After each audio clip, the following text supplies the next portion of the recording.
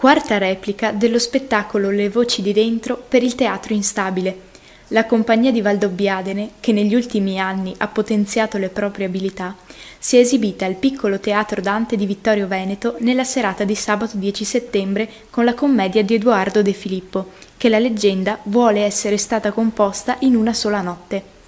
Allora, siccome dovete partire? Ci stiamo preparando, serata molto impegnativa perché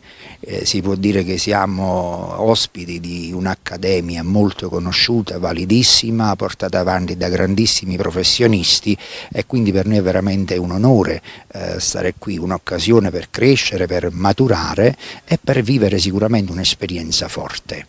Siamo alla quarta replica, siamo reduci dalla Costa Amalfitana dove i ragazzi hanno riscosso un buon successo, siamo stati a Conca dei Marini in un teatro meraviglioso sospeso sul mare e poi abbiamo fatto un po' di teatro da strada a minori perché ci siamo esibiti in una piazzetta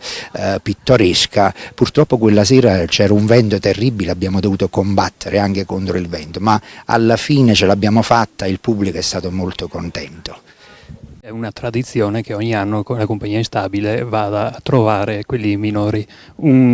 quasi un gemellaggio a livello privato. Sì, oramai siamo giunti alla sesta edizione del Tour Terre Amiche, è un'occasione per far incontrare due territori, due luoghi meravigliosi, le colline di Valdobbiadene, dolcissime, e la costa amalfitana, due terre che hanno sicuramente delle emergenze a livello storico, architettonico, paesaggistico e questo lo facciamo attraverso il teatro, anche facendo incontrare i nostri ragazzi con i ragazzi del sud, nascono belle amicizie, è nata una bella compagnia, vivono il loro tempo insieme, quindi vivono la vacanza e nello stesso tempo anche un'occasione di incontro e di amicizia.